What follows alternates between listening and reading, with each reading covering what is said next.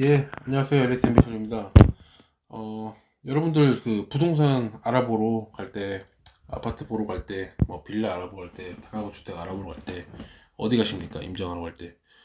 뭐 뻔하죠. 근처에 있는 뭐 부동산 사무실, 공인중개사 사무실 만나서 소장님 혹은 사무실 가서 사장님, 뭐 실장님 해가지고 만나서 차 타고 혹은 걸어서 집 보고 단지 소개받고 거기서 차 한 잔 마시면서 얘기하고 그렇게 진행하지 않습니까, 여러분들? 근데 여러분들 거기 왜 가는 거예요? 매물 보러, 매물 보러, 그 다음에 정보 얻으려고 그렇게 해서 가는 거지 않습니까? 어, 좀 이거부터 말씀드릴게요. 중개사 그쪽 자리가 왜 있냐면, 그러니까 목적, 목적으로 말씀드리면 그쪽에서는 매수자와 매도자의 그런 만남의 공간, 계약하는 공간, 상담하는 공간, 대화하는 공간이자 그분들은 영리, 이윤 추구의 목적이 있죠. 자, 그 어떤 거냐면 수수료죠, 수수료. 그러니까 매도자, 매수자의 적절한 합의점 찾아주고 거기다가 계약서, 수수료 받고 그 다음에 전세, 월세, 세입자, 집주인과 연결해주는 그런 연결 수수료, 법적 수수료로 정당하게 받는 겁니다. 그러면 부동산 입장에서 손님들이 왔을 때 어떤 손님을 원할까요? 어떤 손님이 돼야 되겠습니까? 자, 이겁니다. 중개사 활용법에 대해서 좀 말씀드릴게요. 그러니까 부동산도 우리도 이용해야 되고 우리도 부동산을 이용하는 게 어떻게 활용되냐? 이겁니다. 간단합니다. 공인중개사가 그러니까 부동산 사무실에서 원하는 손님이 되어줄 것, 원하는 손님이 되어줄 것.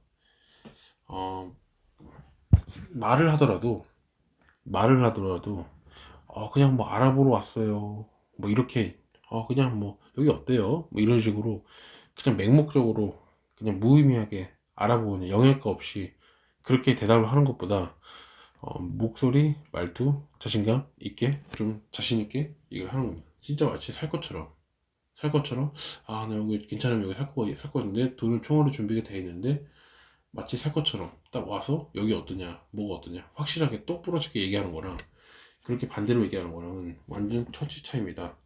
어, 어차피 뭐 이런 것들이 있잖아요. 매매와 동시에 또 전세, 월세, 세입자가 세팅되면 그럼 부동산 수수료 입장에서는 더욱더 힘든 상황이지만 더욱더 열심히 해줍니다. 왜? 세입자에 대한 수수료도 받고 매매에 대한 수수료도 받을 수도 있겠지만 그걸로 해가지고 둘 다 이득을 취득할 수 있기 때문에 이건 서로 윈윈 전략이기 때문에 그런 손님이면 대체적으로 부동산 사장님들이나 소장님들은 대부분 열심히 합니다. 예. 그렇기 때문에 대체적으로 오랜 시간 뭐 좋은 방법이나 있으면 팁이라든지 설명 같은 거를 잘 설명해 줄 수 있습니다. 그러니까 다니다 보면 그 다 같은 그 중개사 사무실이 아니에요. 그러니까 사람마다 성격이 다르고 행동이 다 다르듯이 부동산 중개사도 이 스타일이 다 다릅니다. 그래서 내가 맞는 곳, 내가 안 맞는 곳이 서로 다르기 때문에 그거는 뭐 어쩔 수가 없어요. 계속적으로 돌아다니는 수밖에 없습니다. 그래서 중개사를 나에게 맞는 걸 찾아내고 나에게 맞는 중개사 범위를 넓히는 것도 그 투자자로서 성장하는 과정의 일부일 것입니다. 그렇기 때문에 여러분들은 충분히 꽤 열심히 움직여야 될 것 같습니다. 부동산을 가게 되면 일단 질문을 잘 해야 됩니다. 질문. 제가 봤을 때는 한 8번째, 8개에서 8개 정도 질문을 꼭 해야 되는데, 질문으로 좀 어떻게 해야 되는지 먼저 말씀드려 볼게요. 첫 번째, 어, 부동산 중개사 사무실 들어가시면 이런 질문을 해야 됩니다. 매매 물건과 절세 물건의 개수는 어떻게 되나요? 이런 것들은 급매물하고 급전세가 있는지 우선 묻는 거죠. 묻고 이런 것들에서 좀 시세 파용으로 일단 이렇게 질문을 하는 겁니다. 자, 이해하셨죠? 두 번째, 최근에 그 집 아파트의 그거에 대해서 거래되는 속도하고 요즘 동향, 요즘 파악 트렌드가 어때요? 이러고 물어보면 최근에 그 몇 건의 거래를 했는지 이런 것들을 파악하기 위해서 이런 것들을 좀 질문하는 겁니다. 최근에 거래된 속도, 동향, 트렌드는 어떤지 전반적으로 파악을 하고 자, 세 번째, 이 해당 동네의 대장 아파트는 어떤 거죠? 이거는 대장 아파트가 여러분들 그 위치적으로 데이터나 이런 걸로 봤을 때 이렇게 파악할 수 있겠지만, 그래도 부동산 사장님들은 그 지역 내에서 계속 꾸준하게 있었기 때문에 대장 아파트를 좀 듣는 거죠. 어쨌든 뭐가 됐든 간에 대장 아파트는 있기 마련이기 때문에 동네 특성을 파악할 수 있습니다. 네 번째로는 호재는 어떤 것이 있죠? 호재는 중개사분들이 잘 알아요. 그 지역에 잘 있으니까.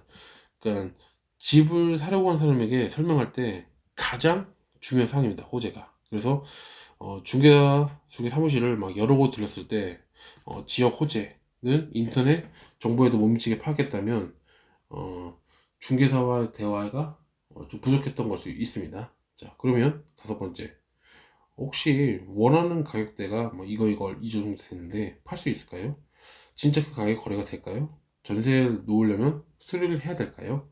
뭐 이런 식으로 좀 구체적으로 질문을 좀 해야 되는 거죠. 그러니까 이거는 관점을 봤을 때 반드시 여러분들 투자자의 마인드보다는 실수요자의 입장에서 접근해야 됩니다. 단순한 문의와 그 다음에 실수요자의 문의는 완벽하게 다릅니다. 무슨 말인지 이해하시겠죠? 그러니까 실수요자 관점에서 뭐 내가 여기 살질 않지만 내가 마치 사는 것처럼, 그래서 구체적으로 질문을 하셔라, 그렇게 되는 겁니다. 그리고 여섯 번째는 의외의 정보를 좀 캐내야 됩니다. 뭐 예를 들어서 뭐 인근에 뭐가 종이가 붙어 있고 뭐가 있는데 이게 좀 어떨까요? 이렇게 이런 식으로 허를 찌르는 질문들. 그러니까 이 주변에 돌아다니 보면 궁금증 한 것들이 있을 거 아니에요. 궁금한 것들. 그래서 거기에서 빠져나오는 의외의 정보가 나올 수가 있습니다.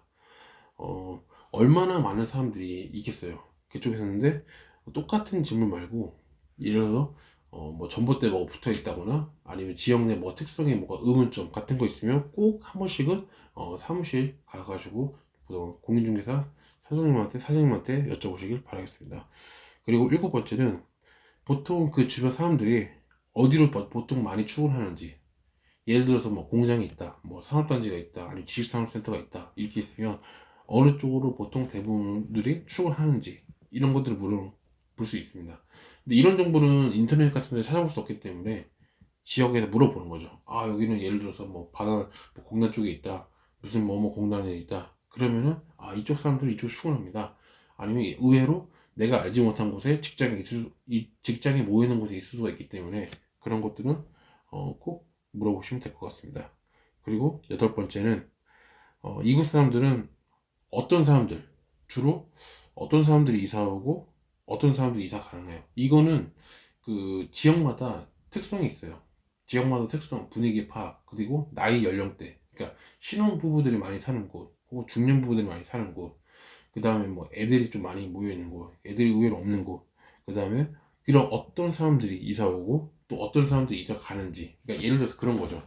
어떤 동네는 신혼 부부들이 많이 사는 동네가 있어요. 많이 사는 동네 있다 보니까 애들이 이제 초등학교까지 있는데 뭐 중학교가 없어요. 그렇게 되면은 중학교 때 맞춰가지고 더 큰 평수로 맞춰서 그 다른 인근 지역에 뭐 이사를 간다든지 그런 식으로, 이런 정보는 인터넷으로 쉽게 알 수가 없기 때문에 이런 것들은 그 직접 현장을 돌아다니면서 사무실에서 얻을 수가 있습니다. 아홉 번째, 사장님은 혹시 어디에 사시나요? 그러니까 부동산 사무실은 혹시 어디에 사시는지, 그리고 여기 부동산 시 얼마 되셨는지, 이거는 그냥 말 그대로 한번 확인을 좀 해볼 필요가 있습니다. 그러니까 이곳을 만약에 처음 간다거나 내가 생소한 지역에 갔는데 사실 그냥 이건 별다른 뜻보다 그냥 확인하는 차 정도가 될 것 같습니다. 그러니까 만약에 이곳에 부동산 산지 얼마 안 됐다, 그렇게 되면 이제 다른 부동산 한 번 더 들려보는 거죠. 근데 이곳에 토박이 분들이 또 있을 수 있거든요. 그래서 그런 부분들은 만약에 좀 목소리나 어거나 자신감 좀 다르겠지만 조금씩 그나마 조금 신뢰할 수 있는 부분이 있기 때문에 어쨌든 세 곳 이상은 들리긴 들리는데, 어쨌든 여기서 얼마만큼 있었는지 그런 것들도 좀 파악을 해볼 필요가 있어서 제가 좀 말씀을 드린 부분이 있고요. 그 다음에 마지막으로 이 부분을 꼭 제가 물어봅니다. 뭐냐면 악재. 악재가 어떤 구에 있을까요? 이쪽 지역에. 그러니까 호재만 있는 지역만 있을 수는 없잖아요. 악재도 반드시 존재하기 마련인데, 빛과 그림자가 있는 것처럼 악재는 어떤 것이 있을까? 일단 뭐 공급이 많다거나 나중에 추후에 뭐 몇 년, 1년, 2년 뒤에 무슨 뭐 임대주택이 뭐 온다거나, 그리고 뭐가 생긴다거나, 뭐가 안 된다거나, 뭐가 계획했던 게 무산이 된다거나, 뭐 그런 식으로 나올 수 있기 때문에 이런 부분들은 꼭 필히 물어봐서 좀 하시면 될 것 같습니다.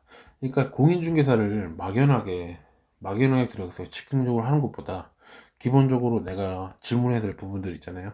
질문해야 될 부분들을 기본적으로 좀 짜놓고, 질문지에 기본적으로 암기를 하든 짜놓고 한 번씩 그렇게 물어보는 거죠. 근데 그때 즉흥적으로 나오는 건 당연히 이제 물어보고, 그게 또 메모하고, 그렇게 다 기억을 못하니까 기억해 놨다가 그런 식으로 활용하는 것도 약간 좀 도움이 될 것 같아요. 제가 말하고 싶은 건 그거예요. 막연하게 간다기보다는 약간 전략적으로 가서 방문을 했기 때문에 그거에 대해서 메모도 하고, 그렇기 때문에 좀 더 적극적으로 활용을 해보자. 예, 이런 취지에서 제가 말씀을 드려봤습니다. 긴 영상 들어주셔서 감사하고요. 다음에 더 좋은 영상으로 찾아뵙도록 하겠습니다. 감사합니다.